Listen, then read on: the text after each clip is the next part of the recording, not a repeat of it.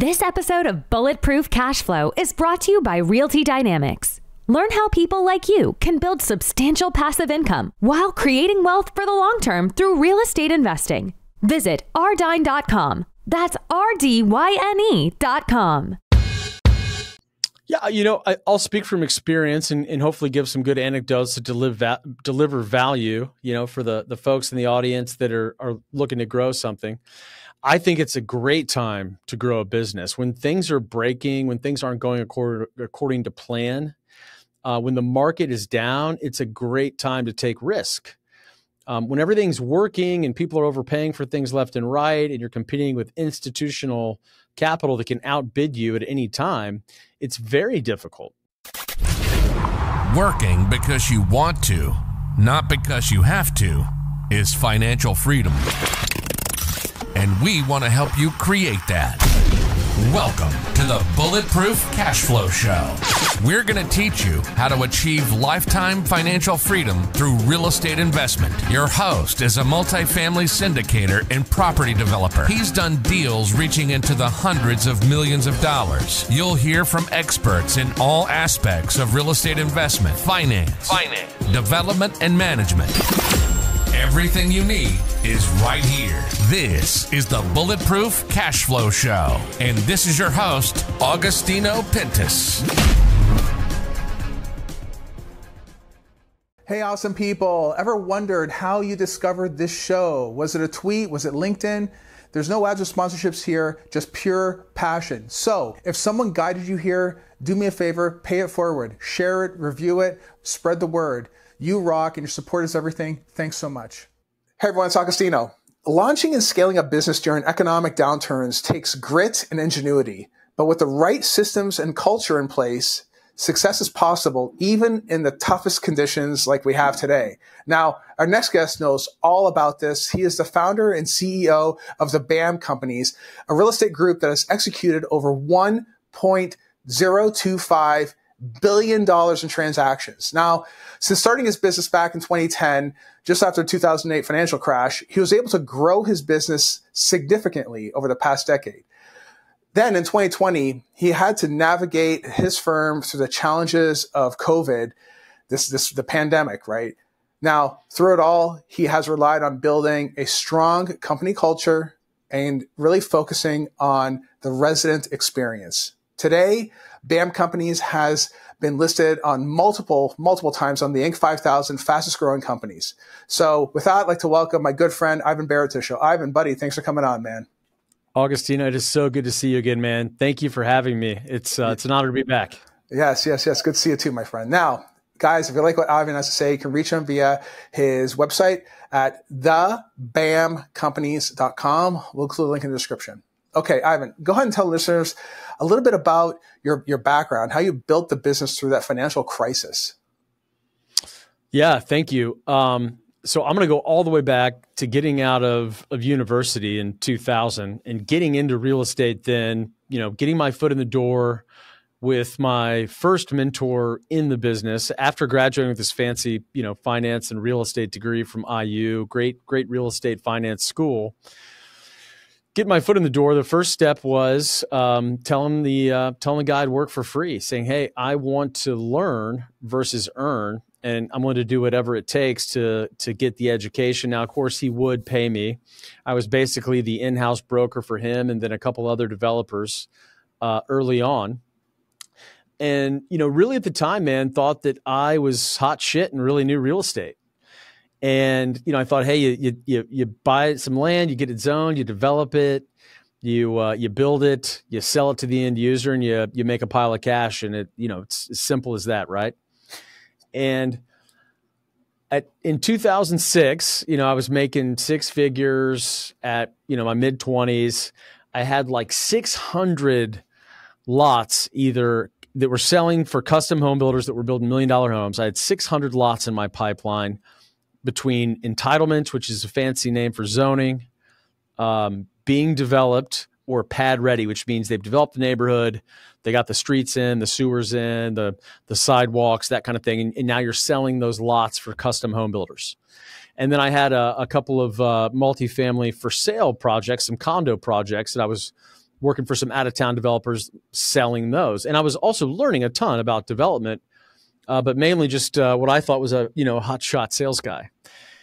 And then 2007, it slowed down tremendously, right? But at this time, I'm thinking it's still going to do some order of business, and it literally by the end of 2007 fell off a cliff. 2006, I think I sold, 70, 80 lots, right? And 45 condos in these development projects that I was on. And by into 2007, we'd sold 0 for that year. And so everything's fallen off a cliff. Developers are giving things back to the bank. And I find myself about $200,000 in debt, which was a huge amount of money to me at the time, being in my mid-20s. I had taken out loans. I'd made dumb decisions as a 20-something because I'd already had this lifestyle, right? Thinking I'm this really good real estate cowboy, really. So I had negative cash flow of $5,000 a month and $200,000 in debt. So my net worth is negative 200. My girlfriend at the time, who would later somehow through the grace of God end up marrying me, but she starts figuring all this out that, hey, this guy can't afford the condo he lives in. He's, I'm living high on the hog, man. I'm living on the come, thinking that I'll just sell all this stuff. Then of course, all that goes away. And so I got knocked down big time, man. And it was a pretty scary, pretty humbling time. Didn't know what I was going to do. I'm trying to convince her to marry me, and I'm like, okay, we got to dig out of debt here. And at the very bottom, when I was probably at my least, amount of self-esteem and feeling like I dug myself in maybe a hole I couldn't get out of, I was contemplating bankruptcy. And I would drive 45 minutes away from where we lived to deliver pizzas for Papa John's, hoping that no one would see my face or recognize me. And that was the real low, man. And I did that because I wanted to stay in real estate. And I had no idea what I was going to do, but we had to get money coming in the door. I mean, we're buying shoes at Walmart. We moved out of that house, that condo that we couldn't afford, and rented that out. And every month that condo, nothing went wrong, it was only negative 600 a month in cash flow versus negative 2,000, right? So I'm still underwater in that thing, but I got it rented out and stopped the bleeding. And it was a humbling time, man. It was a scary time. I didn't end up filing bankruptcy. I remembered my Rich Dad, Poor Dad book. He paid back all his, original investors. So I thought the right thing to do was to pay off the debts I had. And we just started digging our way out, one deal at a time, one pizza at a time in the beginning. And I'd been too arrogant, too cocky to want to do any sort of residential real estate. But while I was delivering pizzas, I referred someone to a buddy of mine who's a realtor, and I got like a $1,500 referral check. And that was like 6 months of delivery tips from slinging pizzas. And, that's like, okay, I got to get off my ego, my desire to want to do these big deals. And I just need to work on these little deals. I need to hustle and grind. So that was really the start of the hustle and the grind. And I decided to do what I absolutely hated at the time, man. I decided that I was going to start a property management company. This is right about 2009 when I said, okay, I'm going to roll out a property management company that I initially was doing a few little deals as a broker, but then officially hung out my shingle. I think it was July of 2010, and basically said, I'm going to get my hands on any management contract I can, single family, duplex, small apartment buildings where I don't have to carry a gun. So I would focus more on A and B tenants, call them residents now, but I would focus on the A and B residents. Because I figured if they cared about their credit, it would be a little bit easier to collect the rent. I was a one-man show. And so started off as a one-man show, got up to about 70 units, working way too hard, 7 days a week before I really started hiring people. But that genesis in management and just focused on the next step, no matter how small it is, and putting one foot in front of the other, was really what allowed me to start building momentum and start growing. So I was doing the management for other people, which allowed me to scale more cash flow. And I was doing my own small real estate deals, but you know how it is. It takes a lot of capital to do even a little real estate deal. It takes a lot of time to find a real deal. But if I could sell myself as a property manager, then I could bring in more revenue. And that really has been such a key to making this whole thing grow, was to scale the management company first. And then we started doing bigger apartment deals. So it's a true started from the bottom story, or negative, right? Negative net worth, and grinding it out one day at a time, versus where we're at today, over $1 billion in AUM. I think we've got about 150 employees now. We no longer manage third party for other folks. We only put our team to work on assets where we are the GP, where we have that upside for us and our investors. Nice.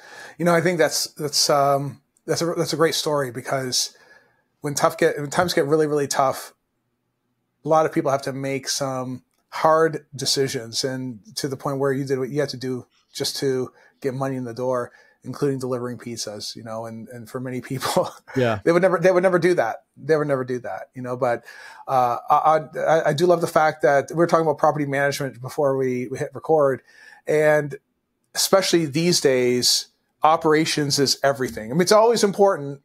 What I often say is buying an asset is easy compared to running it for 10 years straight profitably. That's hard. That's the hard part that people don't talk about. That's the unsexy part that nobody talks about on Facebook.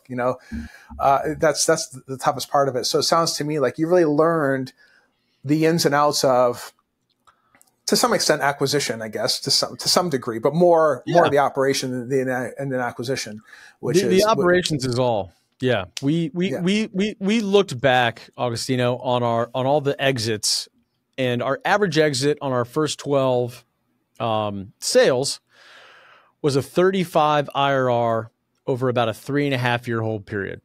And what we discovered is that really the market was responsible for about maybe 10, 12% of that IRR, right? So we did get a lift these last 5-6 years for sure. It was easier, and that's why we've seen so many people, jump in. A lot of those folks are getting vaporized now. You and I have been at this a while, right? We saw a lot of new entrants coming in doing skinny deals, and we knew better. But those operations are really what drove the returns, right, into the low 20s, and then the market helped us. So we certainly got a little lucky getting maybe what would have been a low 20s IRR, which if I can continue to compound at a low 20% IRR for the rest of my career, then that would put me in the Hall of Fame of fund managers, right? I laugh because I was talking to an investor the other day, and he's just trying to tell me, 20% IRR, that's what these guys are looking for. I was like, dude, bro. What are you talking about, man? It is so hard to do that consistently. Yeah, you get lucky, but to do it consistently, man, it's all operations. And I get a little bit of credit for starting this thing. And I had this crazy idea, man, that what if we had a management company where people liked their jobs and actually sought us out to work with us? What if we had a maintenance department that was rock star quality, and great maintenance people were knocking down our door to work here because we treat them well? And it was a wild and crazy idea at the time, and I'm lucky I had some early folks that adopted and took that baton and ran with it farther than I could, and get a lot of credit for our execution nowadays. And I get to sort of sit back as a proud parent, but it's made all the difference. Well, I mean, hey, listen, trying to run a property management group is tough enough as it is without really maintaining the culture, which in itself takes energy. It does take work to actually run a group of people. Yeah. And I don't mean to say like you're running them or whatever, but I think you know what I mean. Like there's an operational aspect to enforcing the culture, so to speak, right? And I said, I guess you started right from the beginning, and I think that you're able to carry that culture all the way through to today. And I think that grit from early on is still there in some way, shape, or form, even today. That's a big part of it. So I guess what sort of tips do you have for maintaining that strong culture, especially during challenging times like today? Because I have to imagine for many people out there, they're facing some tough times personally, maybe in their company, maybe they're trying to operate as well. Like what sort of tips do you have for those guys? Yeah, I'll speak from experience and hopefully give some good anecdotes to deliver value, for the folks in the audience that are looking to grow something. I think it's a great time to grow a business. When things are breaking, when things aren't going according to plan, when the market is down, it's a great time to take risk. When everything's working and people are overpaying for things left and right, and you're competing with institutional capital that can outbid you at any time, it's very difficult. And now there's other difficulties that people are going to face. But I run into so many entrepreneurs that have that same origin story where they came out when the market was really terrible and just hung in there. But to get into some nitty gritty, like real tips here, early on, it was not the culture. I was hiring and firing and banging my head against the wall and struggling to attract good talent. What really started working was finding a couple of people that had skill sets that I didn't, namely in execution and follow through. I'm a great idea guy, great visionary. I love pointing the ship, at the horizon and helping steer it on course, right? But there's a lot more that goes into it than keeping that ship on course than what I can do on my own. So finding those skill sets that I don't have were incredibly, incredibly important. So I would tell entrepreneurs, know who you are first, right? Know what kind of personality you have, what your gifts are, what you're really good at, what you should be doing and shouldn't be doing. Now, maybe in the beginning, you've got a lot to do. And I certainly went through it where I was the bus boy and the cook and the maitre d' and the chef and everything else. But as you grow it, you've got to get those things off your plate that somebody else should be doing. We early on developed some core values out of going over to EOS as we got bigger. We brought in EOS, Entrepreneur Operating System. It's a lot more popular today than it was when we brought it on, but it does work. It's a great system to use. And through that, we figured out what our core values are at BAM, and they weren't inspirational core values, or I should say aspirational core values. We really figured out, hey, what makes us who we are, right? And those core values today inform of how we hire, how we make decisions, the type of people we let in here to work alongside us, right? And when you've got real core values and a real mission, then as you grow over time, your team can make big decisions without bothering me, right? They know what I'm going to say because we all understand what the core values are. Mm-hmm. We're a loyal, loving family. We do our best to grow people here because when people grow, BAM grows, right? We've got a fun, quirky spirit. If you're buttoned up wearing a tie every day and a little straight-laced, you're probably not going to get along here because we got a lot of weirdos in this company. But we're just fun and quirky, right? And there's a couple more that all of a sudden escape me. I guess I haven't had enough coffee today, but my favorite is when people grow, BAM grows. Yes. Love it. Love it. And for anybody listening, if you want to know more about EOS, I actually interviewed Gino Wickman. Oh, great. Yeah. Yeah. It's a really good interview. And EOS is phenomenal. It's really good for doing exactly what you just said, Ivan, is that defining the overall culture, because if the culture is in the mind of one individual, the person at the top, it makes it extremely difficult for the rest of the team to figure out what they're supposed to do next. Next thing you know, it's a very flat organization, everybody reporting to the same guy. And yeah, you can do that for a little while, but it's just not scalable. And if you want to have a life, right? I passed my ability to work hard. I passed my ability to work harder, right? A long time ago. All of us hit that wall. And if another thing that I asked myself a lot is, what would a big company do? And I would ask my team that. And I would remind my team, even when there was 12 of us, guys, we are not a small business. We're a big Freaking company that just happens to be small today. And how would a big company make that next decision? And you and I know, and most of your audience knows, is you can make a lot of money on the real estate side. The management side is the execution machine.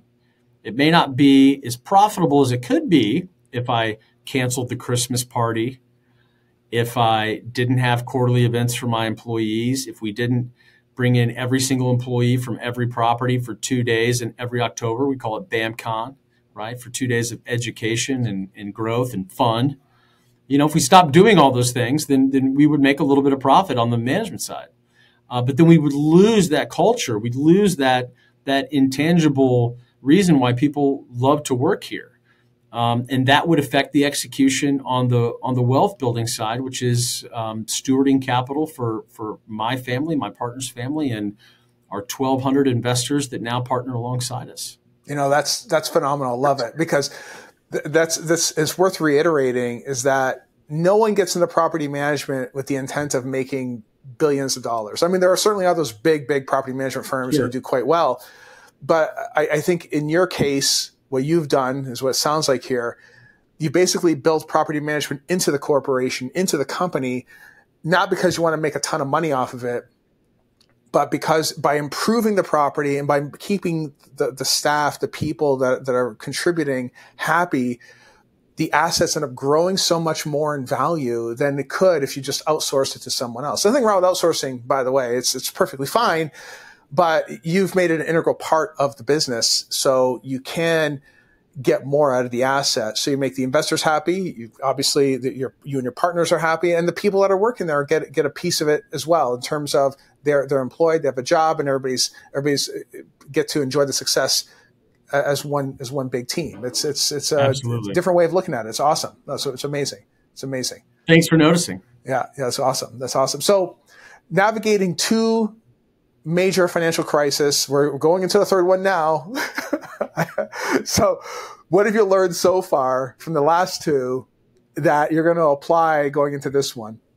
Hey, my amazing Bulletproof Cash Flow tribe. Before we dive back in, I want to express my sincerest gratitude for being a part of this community. Your support is what keeps us going strong. If you've been enjoying the information that we've been sharing here, I have a quick favor to ask. Would you mind subscribing to the show and leaving a review on Apple Music? By taking these small steps, you'll help us continue to deliver exceptional content while expanding our reach to fellow investors just like you.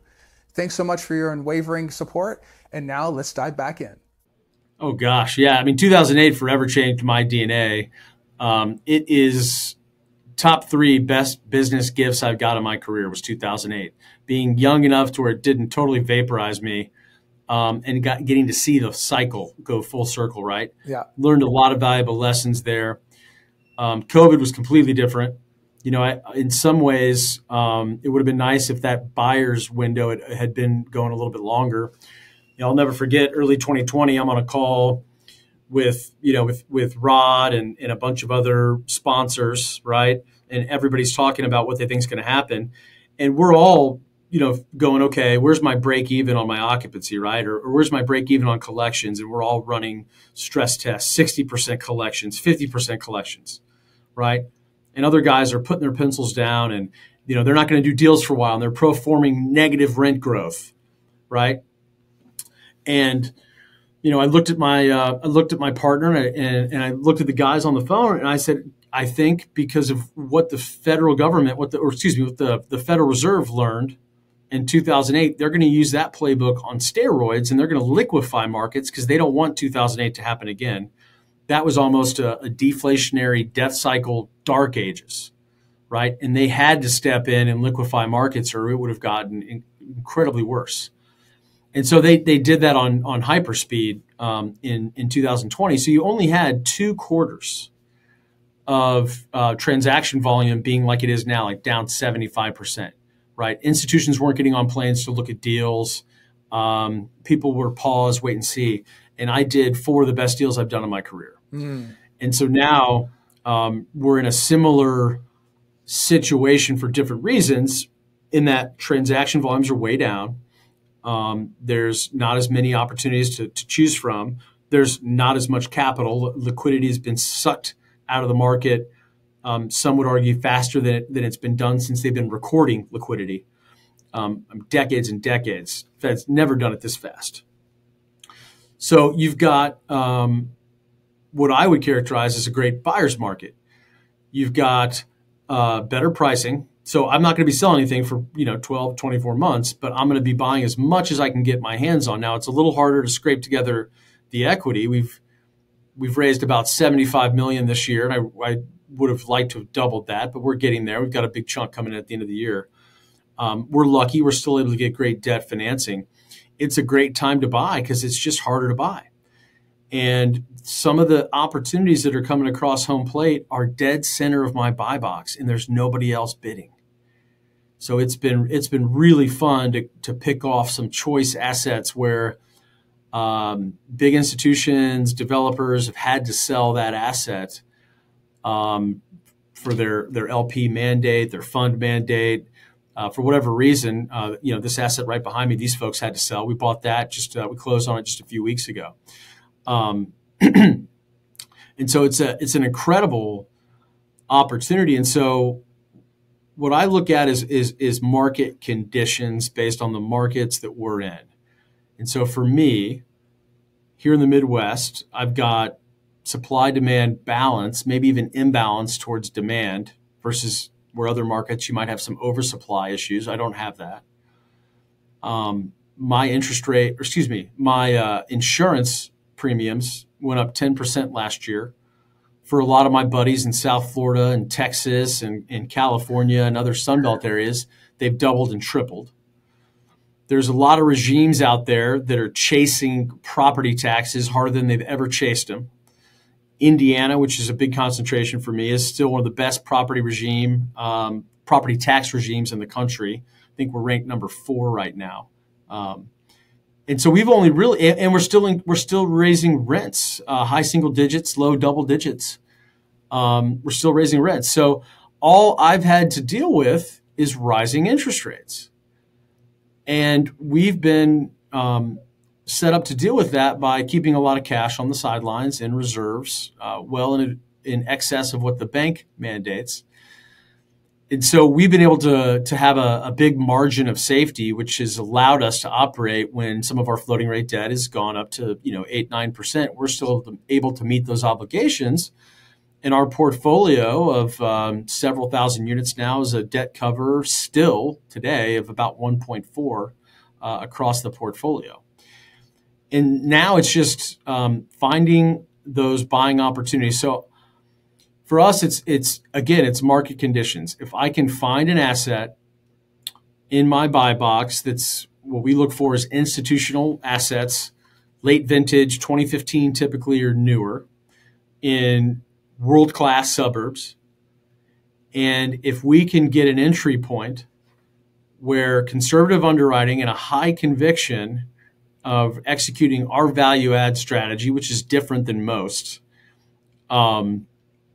and that equates to a 15 IRR on a 5-year hold or somewhere between 2 and 2.5x multiple. I'm more of a multiple guy than an IR guy. But if I have a high conviction that I can return 2 to 2.5x to my investor 5 years into the future, then I'm a buyer in any condition. And right now, we're seeing those deals come across. And if it takes me 7 years to do it, it's still a high teens IRR. If I do it in 5, it's that low 20s that we talked about earlier. And if conditions improve and I can exit that asset in 3 to 3.5 years, a little bit faster than normal, then those IRRs start getting into the low 30s. But what I would never do is sit here and say, okay, all my conditions are met, but I'm just going to wait to see if my conditions get even better another quarter from now, right? Because if I had done that in 2020, I would have missed out on one of the best opportunities to buy in my career. Yeah. That's beautiful. It's setting the target, sticking to the target, make sure it's communicated, of course, and then delivering on the promise and don't get greedy. Just don't get greedy, right? Yeah. That's amazing. Yeah. So, yeah. And if conditions continue to improve and I can find even better returns, then I'll continue to buy. That's right. That's right. So you've raised $75 million, you said, so far for this year.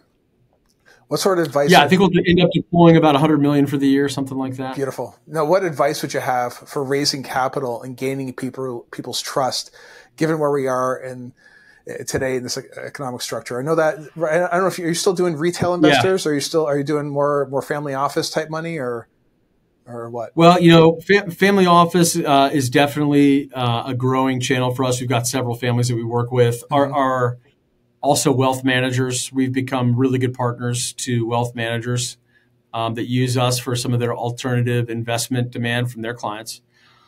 The bread and butter is still my retail investors, direct accredited investors, 50K checks to much more than that, right? But we've got about 1,200 families now that invest with us, and most of those fall into that, what I would call that retail category. They're worth 1 to 10 million balance sheets, and they're coming to us direct through referral or through different marketing channels.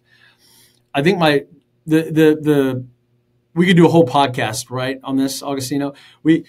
What I want to tell any entrepreneur out there is that that side of the business is a whole business in and of itself.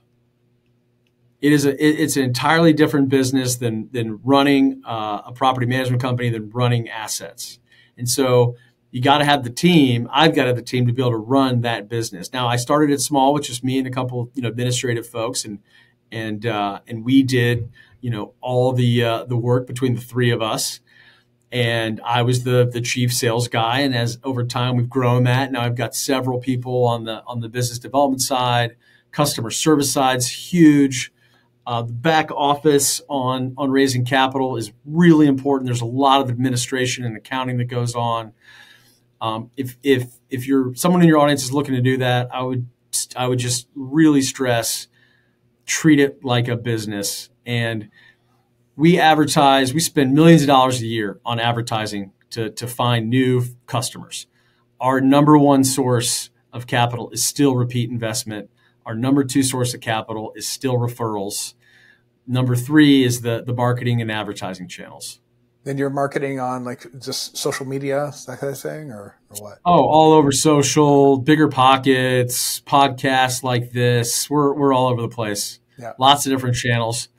And one day a channel's great, and the next day it's not. And you're constantly testing and retesting and tracking where those dollars are being spent. And then a lot of organic as well, a lot of content. Yeah. Becoming omnipresent. You have to be everywhere. That's what it comes down to. Yeah, I think for me, it started in my own hometown. It started. My first CRM was a note file, just every person I knew that I thought was rich. I didn't take them out to lunch or breakfast or coffee to pitch them. I just took them out and said, "Hey, we haven't talked in a while. Want to show you what I'm doing. Love to hear your advice. If you know anybody that might be interested." Very soft sell, right? But just getting the word out. I mean, there were years where I was doing 2 lunches a day. Mm. Yeah, just stacking up meetings. A lot of calories. Yeah. And I honestly, I couldn't have done that as effectively without my partner who was operating the real estate side of the business. It is a team sport. I think that makes for a good mix too. You touched on this earlier, but finding the right team, building the right team, and sticking to what you're good at, and you bring in people that are really good at what they do as well. Because if you find someone that does exactly what you do, it's very tough to grow a business that way. Because then you don't want to have copies of yourself, so to speak, as much as you want other people that complement you and your skill set. So no, the one person I can't replace is me. I mean, my gifts are my gifts. Yep. But there are a lot of things that I honestly just completely suck at, and other people are great. And the more I can expand that and get off my plate what I shouldn't be doing, the more I grow. Now, in the beginning, I had to do a lot of what I hated. Right? For me, it was the management company, and I was showing properties and responding to inquiries for rent and producing content and taking pictures for marketing, taking pictures before and after inspections. I did it all in the beginning, which is a bit of a badge of honor now. I can say I've done every job in the business. to people coming to work here at BAM. So I like the idea, and I try to preach this a little bit to kids as much as I can. When I say kids, I mean, young entrepreneurs. Sometimes you got to do what you hate in order to get to do later what you love. That's right. That's right. Love it. Love it. Well, listen, we covered a bunch of stuff here today. For someone listening, what sort of bulletproof advice would you have for like one silver bullet type scenario to navigate the tough times that are ahead and maybe what to do in these trying times? Having trouble raising capital? Check out my guide that has helped people close millions of dollars. Go to guidetocapital.com and download it today. Gosh, a bulletproof silver bullet. So many to choose from. I think I would say that if your audience could only walk away with one thing, I think it would have to be Kaizen. Just get a little bit better every day, continuous improvement. Develop that discipline of Kaizen. Love it. Love it. Kaizen spelled Kaizen. So check that out. That's right. Right. Yes. I'm not a good speller, so Augustino's going to have to back me up on that. All right, guys. If you want to reach out to Ivan, you can reach him via his website at thebamcompanies.com. Listen, with resilience and continuous learning, continuous improvement, your business can thrive even in tough times. So focus on people first. The numbers and the money will follow. Thanks for tuning in, guys. I'll see you next episode. Take care.